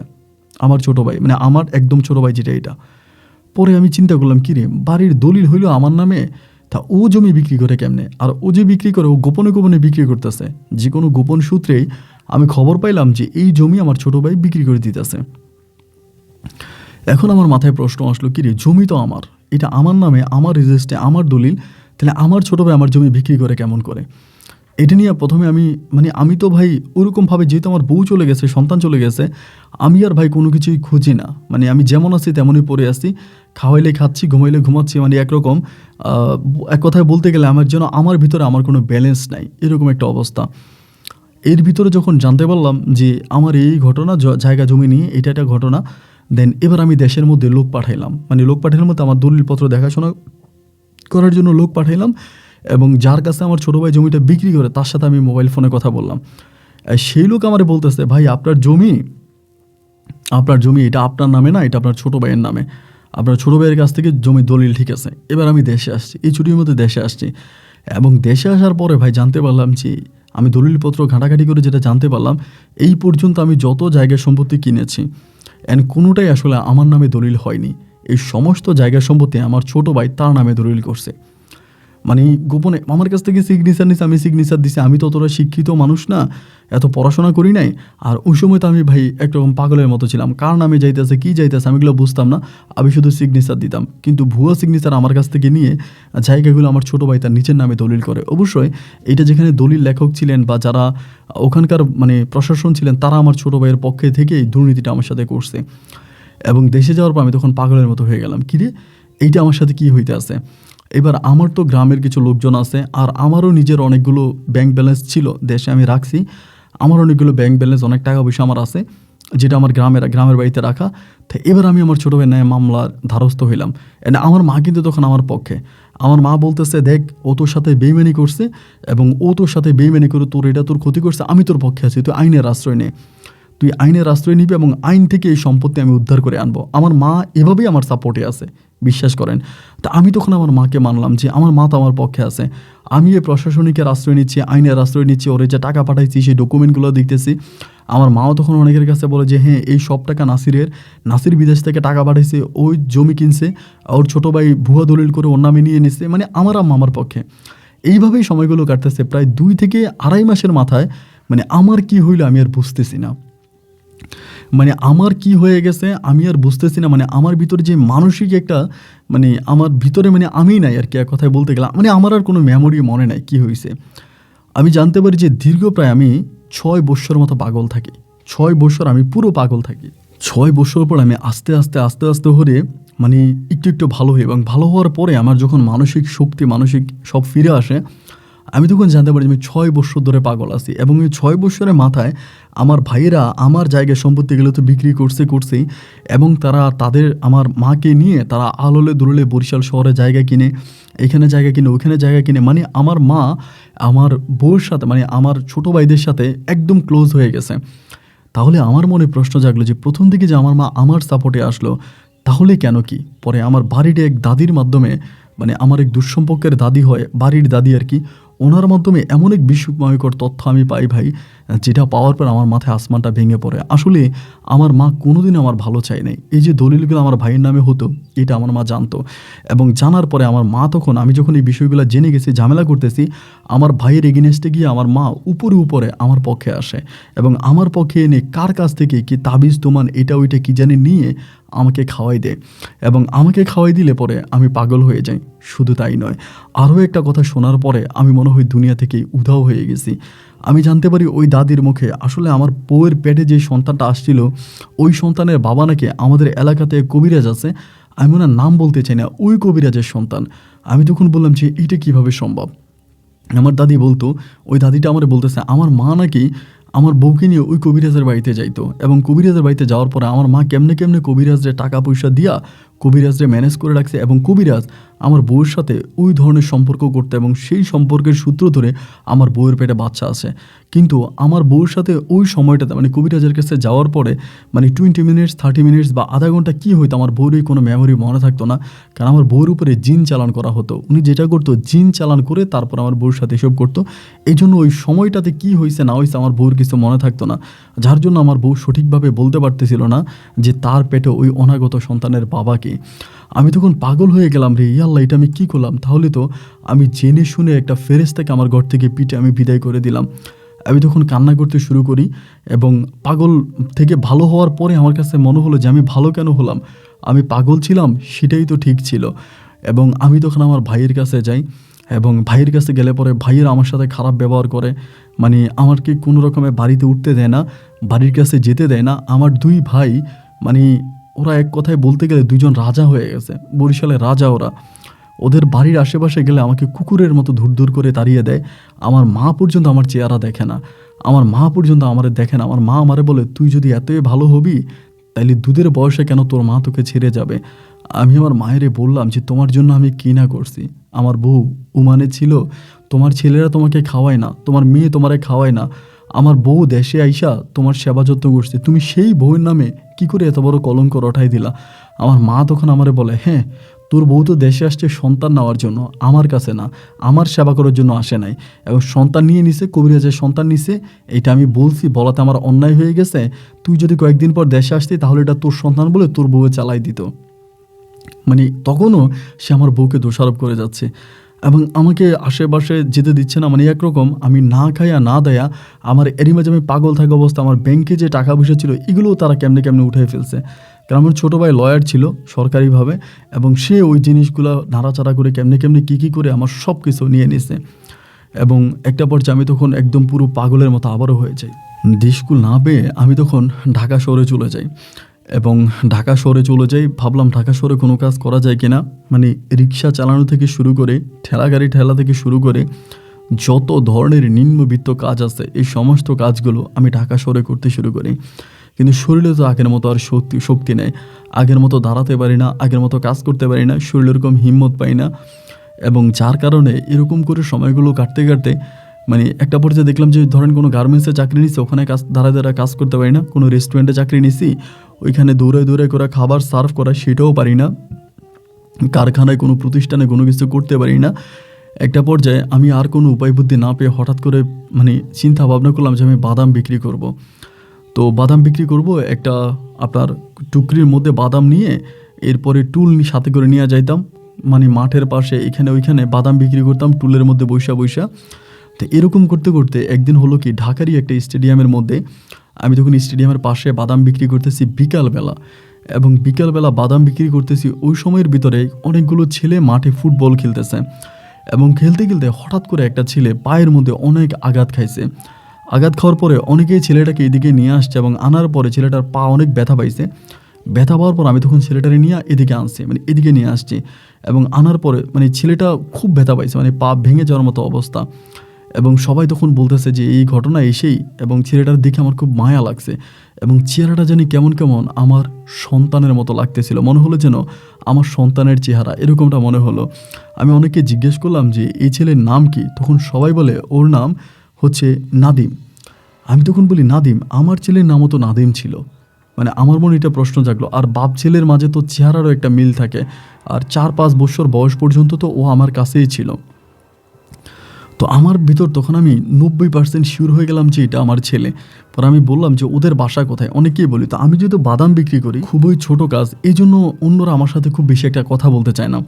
এক পর্যায়ে ওর অন্য বন্ধুরা ওরে কোলাকুলি করে বলতেছে ওর আম্মুর বাসায় দিয়ে আসি, এবং ওরাই নিজেরা নিজেরা কথা বলতেছে, আর ওর তো বাবা নাই, আমার পাটা এরকম হয়ে গেছে, ওর কি হবে, এরকম করে বলতেছে। মানে ওই বাচ্চাদের কথা আমার মিল এবং আমার ছেলের চেহারা অথবা নামের সাথে যখন হুবাহুব মিলে গেল, তখন আমি শিওর হয়ে গেলাম যে এটা আমার ছেলে নাদিম। তো এবং ওকে নিয়ে যাচ্ছে কোলাকুলি করে, আমিও ওরে ধরাধরি করে নিয়ে যাচ্ছি, ওই যে বাদাম টাদাম আমি সব ওখানে ফালাই দিয়ে চলে আসছি। এরকম করে ঢাকার একটা বাসায় 3 তলায় আমার সন্তানটাকে উঠানো হলো, এবং 3 তলায় উঠানোর পরে যখন দরজাটা খুললো 3 তলার ওই দরজাটা, আমি তখন দেখলাম যে দরজার সামনে দাঁড়িয়ে আছে আমার বউ নিশি, যার সাথে আজকে আমার 12 বৎসর পরে দেখা। ও আমাকে চিনতে পারে না, আমি দাড়িটারে অনেক কিছু রেখে দিয়েছিলাম, এবং ওরে আমি দেখেই চিনে গেছি। আমার সন্তানটারে কোলে করে ভিতরের দিকে নিয়ে গেছে। আমি সিঁড়ি থেকে নেমে আপনার ফ্লোরে বসে চিৎকার করে কান্না করতেছি, আমাকে চিনলো না। আমি ছেলেগুলোর সাথে কিন্তু দাঁড়াইছিলাম, অনেকক্ষণ ধরে কান্না করলাম, মানে মনটারে বারবার বুঝাইতেছে অন্তত একটা বারের জন্য হলেও আমি আমার বউয়ের কাছে যাই। সন্ধ্যার দিকে ওই বাদাম যেখানে রেখে আসছি, টুকরি যেখানে রেখে আসছি, ওইগুলো ওখানেই পড়ে আছে। আমার বাদামের কী হয়েছে না হয়েছে ওগুলো আমি জানি না। সন্ধ্যার দিকে ওখানে বসে বসে সন্ধ্যা পর্যন্ত, মাগরিবের পর পর্যন্ত কান্না করি। মাগরিবের একটু পরে গিয়া তখন কলিং বেল টিপলাম, ওই বাসায় যে বাসা থাকতো, তখন দরজা খুলছে আমার বউ। খোলার পরে আমি বললাম, নিশি ভালো আছো? আমার দিকে তাকায় আছে। আমি বলি, চিনো নাই? তা বলে, না তো।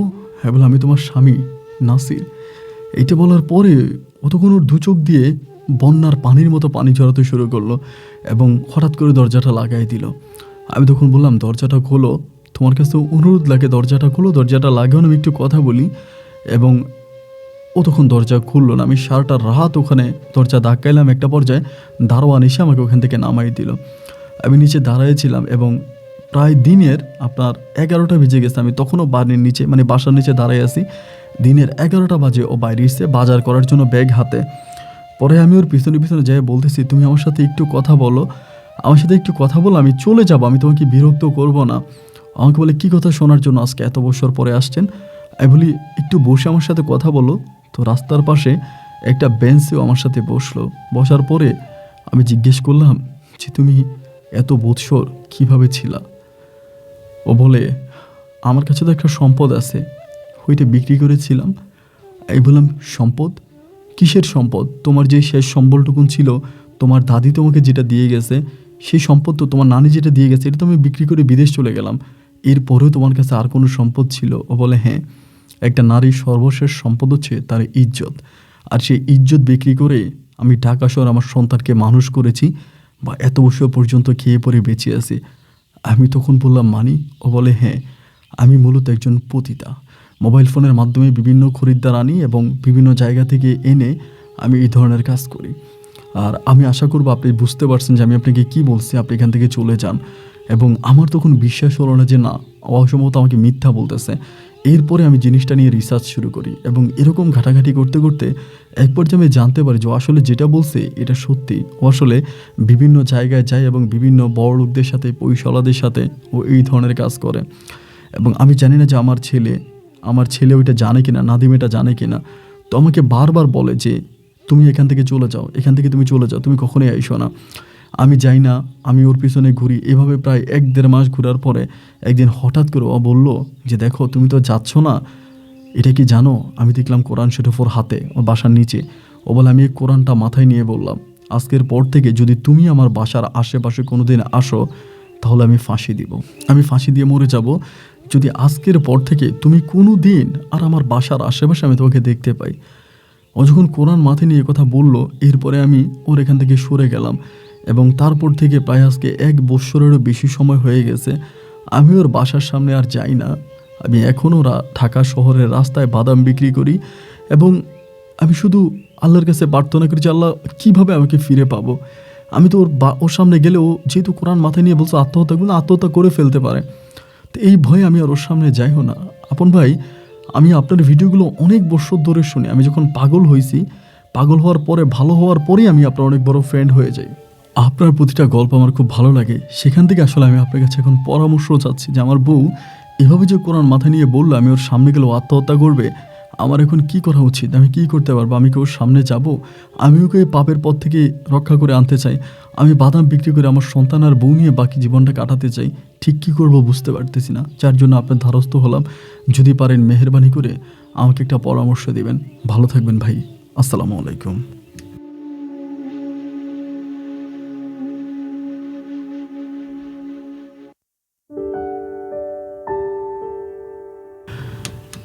প্রিয় বন্ধুগণ, শুরুতেই সবাইকে অনেক বেশি ধন্যবাদ এতক্ষণ পর্যন্ত বরিশালের ভাই নাসির উদ্দিনের জীবনের বাস্তব গল্পটা আমার সাথে থেকে আমার মুখ থেকে শোনার জন্য। বন্ধুগণ, এই গল্পটা লাস্টের দিকটা সত্যি অনেক কষ্টকর ছিল এবং এই মুহূর্তে নাসির ভাই আমার কাছে যে পরামর্শ চেয়েছে, আসলে কি জানো, আমাদের এই পৃথিবীতে বেশিরভাগ সম্পর্কগুলো না ভেঙে যায় তৃতীয় ব্যক্তি। আমি বারবার একটা কথা সবাইকে বলি যে আপনারা কখনোই আপনাদের সম্পর্কের মাঝে কোনো থার্ড পার্টিকে ডেকে আনবেন না। থার্ড পার্টি কখনো কোনো সম্পর্ককে জোড়া লাগাতে পারে না। এই থার্ড পার্টি হোক আপনার ভাই, হোক আপনার বোন, হোক আপনার মা, হোক আপনার বাবা, আপনার স্ত্রীর সাথে আপনার সব কিছুর ঊর্ধ্বে একটা সম্পর্ক থাকুক। অনেকে হয়তো বলবে যে তাহলে কি আপন ভাই বউ মায়ের চেয়েও বেশি হয়ে গেল? না, বউ মায়ের চেয়েও বেশি হয়ে গেল আমি সেটা বলি নাই। আপনার বউয়ের সাথে আপনার এমন একটা সম্পর্ক থাকুক যে সম্পর্কের মাধ্যমে সব কিছুর ঊর্ধ্বে আপনার বউ আপনাকে বিশ্বাস করবে এবং সব কিছুর ঊর্ধ্বে আপনি আপনার বউর সাথে সব বিষয়গুলো শেয়ার করতে পারবেন। নাসির ভাই যদি তার মাকে স্পেসটা না দিত সে সময়, তাহলে কিন্তু আজকে নিশির জীবনে এই দুর্দশা নেমে আসে না, বা নাসির ভাইও একজন রাস্তার বাদাম বিক্রেতা হয়ে যায় না। এই জন্য এইটুকুনি মনে রাখবেন যে অবশ্যই সব কিছু খুব ভালোভাবে রিসার্চ করার চেষ্টা করবেন। নাসির ভাই কিন্তু নিজেই বললো যে তার বউ দেশে যাওয়ার পরে উদ্ঘাট কথাবার্তা বলতো, কথাবার্তা ঠিক ছিল না, এখন এক কথা তখন এক কথা, বিভিন্ন সময় বিভিন্ন কথা বলতো। মানে তখনই তার বোঝা দরকার ছিল যে তার বউর সাথে মেবি কিছু একটা হচ্ছে। উনি এইটা না চিন্তা করে তার মায়ের কথা বিশ্বাস করে বউর উপরে এই পর্বর নির্যাতন করলো, যে বউ তার মামার বাড়িতে গয়নাগাঠি চুরি করে নাসিরকে বিদেশ পাঠিয়েছিল। তো আল্লাহর গজব পরে এবং পরে বলেই নাসির এই সমস্যার সম্মুখীন হয়েছে এবং নিশিও পাপ করেছে। তার মামির গয়নাগাটি এনে তার মামিরা তাকে ছোটোবেলা থেকে বড় করেছে, রেখেছে, খাইয়েছে, সেই মামির সম্পদ বিক্রি করে নাসিরকে বিদেশে পাঠানো। তো অপরাধ যে করে অপরাধের কিছুটা শাস্তি দুনিয়াতে পায় এবং বাকিটা আখেরাতে পায়, এটাই বাস্তব এবং এটাই এই গল্পের মাঝে আবারও পুনরায় ফুটে উঠেছে। বন্ধুগণ, আমি নাসির ভাইকে কোনো পরামর্শ দিতে পারবো না ঠিক এই জায়গায়, যে কারণ তার বউ তাকে বলেছে যে সে আত্মহত্যা করে ফেলবে। আসলে তার বউ জীবনে যে পরিমাণের কষ্ট পেয়েছে, দীর্ঘ 12টা বৎসর স্বামী ছাড়া একটা সন্তান নিয়ে রাজধানী ঢাকার মতো একটা জায়গায় থেকে সেই সন্তানকে পতিতালয়ে থেকে সন্তানকে সন্তানকে মানুষ করা, এটা কোনো সহজ কথা নয়। এই মহিলাটা অনেক স্ট্রেস, অনেক কষ্ট পেয়েছে। এই মুহূর্তে নাসির ভাই যদি তাকে আরও বেশি কষ্ট দিতে চায়, তাহলে কেন জানি আমার কাছে মনে হয় যে মহিলাটা হয়তো বিগড়িয়ে খারাপ কিছু একটা করে ফেলতেও পারে। এই জন্য নাসির ভাইকে আমি কোনো পরামর্শ দেবো না, শুধু আপনাদেরকে বলবো যে আপনারা নিজের মতো করে নাসির ভাইকে একটা কমেন্ট করবেন, যাতে নাসির ভাই একটা সঠিক সিদ্ধান্তের মাধ্যমে তার বউয়ের কাছে পৌঁছাতে পারে, তার বউকে ওই রাস্তা থেকে ফিরিয়ে আনতে পারে। সবাই ভালো থাকবেন, সুস্থ থাকবেন, এই শুভকামনায় আজকের মতো এখানে বিদায়। দেখা হবে অন্য দিন অন্য কারো বাস্তব জীবনের গল্প নিয়ে। আল্লাহ হাফেজ অ্যান্ড আসসালামু আলাইকুম।